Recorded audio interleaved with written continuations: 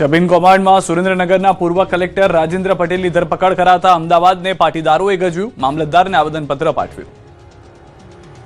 જમીન કૌભાંડમાં સુરેન્દ્રનગરના પૂર્વ કલેક્ટર રાજેન્દ્ર પટેલને ખોટી રીતે ફસાવવામાં આવ્યો હોવાનો પાટીદાર સમાજના આગેવાનોએ દાવો કર્યો।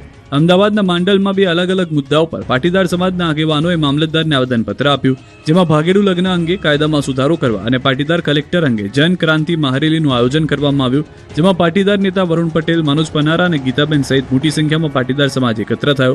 લગ્નના કાયદાના વિરોધમાં અને રાજેન્દ્ર પટેલના સમર્થનમાં નારેબાજી કરી હતી। આ સાથે જ આ મુદ્દે પાટીદારોની 70 સભ્યની ટીમ બનાવાશે। આ ટીમો ઉમિયાધામ, સિદ્ધસર, ખોડલધામથી દર્શન કરી રાજેન્દ્ર પટેલ બહાર આવે અને નોન ગુજરાતી સામે કાર્યવાહી કરે તેવી પ્રાર્થના કરશે। આવતીકાલે જ પાટીદારો આ ત્રણેય સંસ્થાના આગેવાનોને મળશે।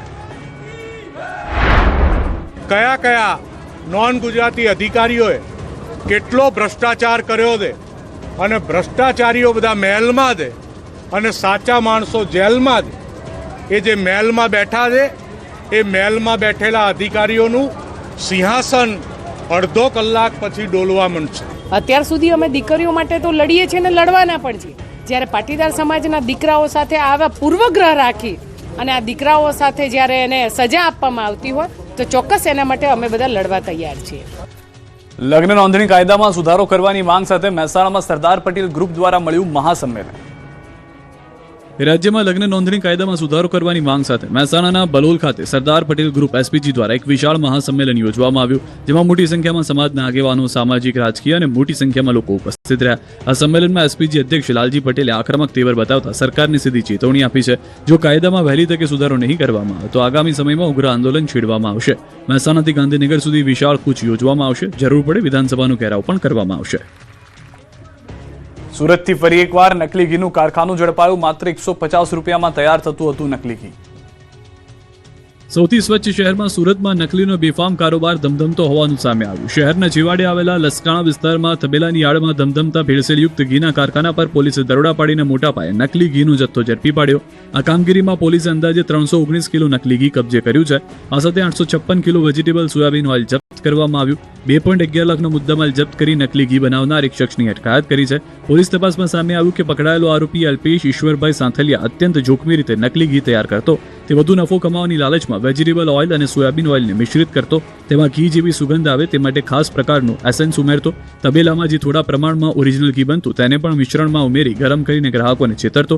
આ નકલી ઘીને તબેલાનું શુદ્ધ ઘી કહીને વેચતો હતો। સામાન્ય રીતે 1200 રૂપિયામાં વેચાતું ઘી તે સ્થાનિક નાની દુકાનોમાં માત્ર 350 રૂપિયામાં પ્રતિ કિલોના ભાવે સપ્લાય કરતો। એટલું જ નહીં, જે ગ્રાહકો તેની પાસે દૂધ લેવા આવતા તેઓનો વિશ્વાસ જીતીને તેમને ₹500 પ્રતિ કિલોના ભાવે શુદ્ધ ઘીના નામે આ ઝેર પધરાવી રહ્યો હતો। આ તરફ અમરેલીથી પકડાય નકલી ખાતરની ફેક્ટરી। સુરતથી નકલી ઘી પકડાયા બાદ અમરેલીથી નકલી ખાતરની ફેક્ટરી પકડી પડાઈ છે।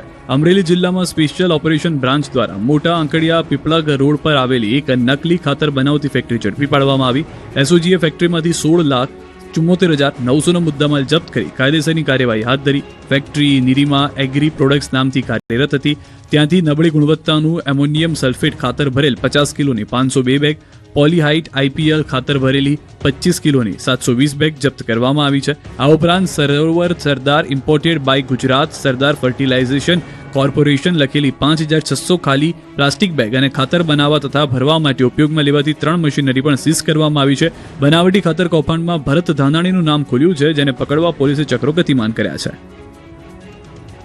ગાંધીનગરમાં ટાઇફોઇડના કેસનો વિસ્ફોટ, યુદ્ધના ધોરણે ચાલતી કામગીરી। મધ્યપ્રદેશના ઇન્દોરવાળી ગાંધીનગરમાં થઈ છે। રાજ્યના પાટનગર ગાંધીનગરમાં ટાઇફોઇડના કેસનો વિસ્ફોટ થયો છે। માત્ર 2 દિવસમાં જ 119 જેટલા ટાઇફોઇડના કેસ સામે આવતા તંત્રમાં દોડધામ મચી છે।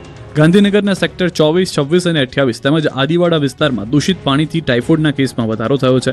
પાણીની પાઇપલાઇન લીકેજ થતાં બાળકો તેમજ સ્થાનિકો ટાઇફોઇડની ચપેટમાં આવ્યા છે। અત્યાર સુધીમાં કુલ 35 બાળકને ડિસ્ચાર્જ કરી દેવાયા છે। બાકીના 80થી વધુ બાળકોની સારવાર ચાલી રહી છે।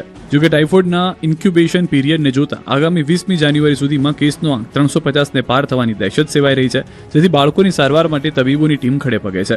બીજી તરફ આ મામલે કેન્દ્રીય ગૃહમંત્રી અમિત શાહે ડેપ્યુટી સીએમ હર્ષ સંઘવી, જિલ્લા કલેક્ટર સાથે સંપર્ક કરી વર્તમાન પરિસ્થિતિ અંગે વિગતો મેળવી યુદ્ધના ધોરણે કામગીરી કરવા સૂચના આપી છે। નાયબ મુખ્યમંત્રી હર્ષ સંઘવીએ પણ હોસ્પિટલની મુલાકાત લીધી હતી। सभी कनेक्शंस और खास तौर पे कल ही 367 जितने पानी के टेस्ट लिए गए थे। सभी टेस्ट होके आ गए। सभी मरीजों की देखभाल के लिए 22 डॉक्टरों की टीम बनाई है। इंसेंटिव स्पेशलिस्ट भी 3 लोगों को वहाँ पे रखा गया है। 5 MD की टीम भी 24 आवर्स वहाँ पे है। उसी के साथ ये सभी दर्दियों की खाने की व्यवस्था, वहाँ रहने की व्यवस्था भी सरकार और प्रशासन द्वारा की गई है। कल परसों 19 लोगों को डिस्चार्ज किया गया था, कल 16 लोगों को डिस्चार्ज किया गया है।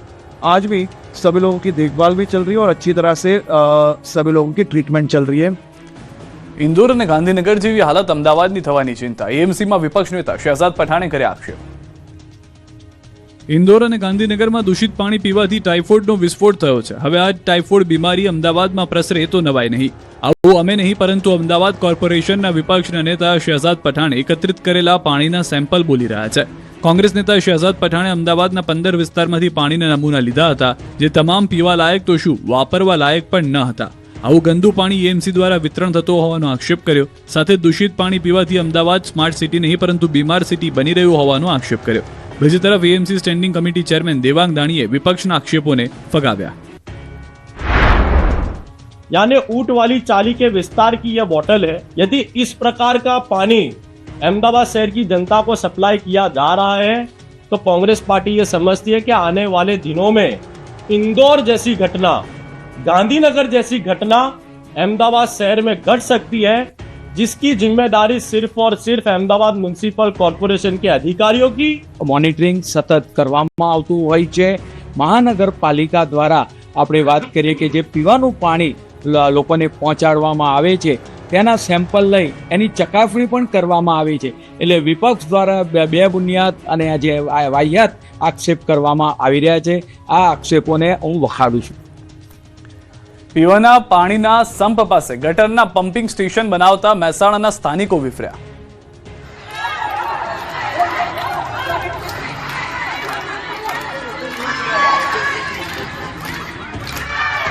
વિરોધ, આક્રોશની આગ, હલ્લાબોલ અને રામધૂનનું કારણ છે પીવાના પાણીની ચિંતા. મહેસાણા મહાનગરપાલિકા દ્વારા લેવામાં આવેલા એક નિર્ણય સામે સ્થાનિક રહીશોનો પ્રચંડ જનાક્રોશ જોવા મળ્યો. શહેરના ગાંધીનગર લિંક રોડ પર પીવાના પાણીના સંપની બિલકુલ નજીક જ ભૂગર્ભ ગટરનું પમ્પિંગ સ્ટેશન બનાવવાની કામગીરી શરૂ કરાતા લોકોમાં રોષ ફાટી નીકળ્યો છે. આ મુદ્દે મોટી સંખ્યામાં રહીશોએ મહાનગરપાલિકા કચેરી ખાતે ધસી જઈ રામધૂન બોલાવી અનોખો વિરોધ નોંધાવ્યો.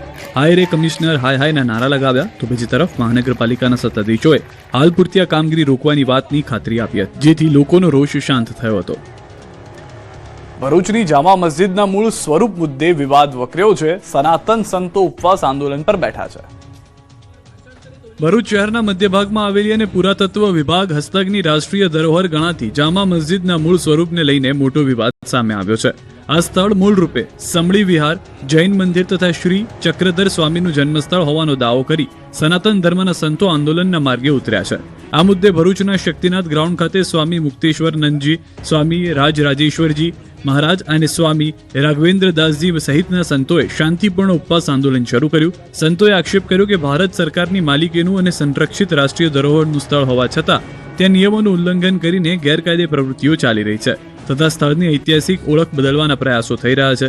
સંતોની મુખ્ય માંગ છે કે પુરાતત્વ વિભાગ કડક કાર્યવાહી કરી નિયમોનું પાલન કરાવે અને આ ઐતિહાસિક સ્થળને તેના મૂળ સ્વરૂપમાં પુનઃસ્થાપિત કરે. જ્યાં સુધી ન્યાય ન મળે ત્યાં સુધી આંદોલન ચાલુ રહેશે તેવી ચેતવણી પણ સંતોએ આપી છે. Chotila national highway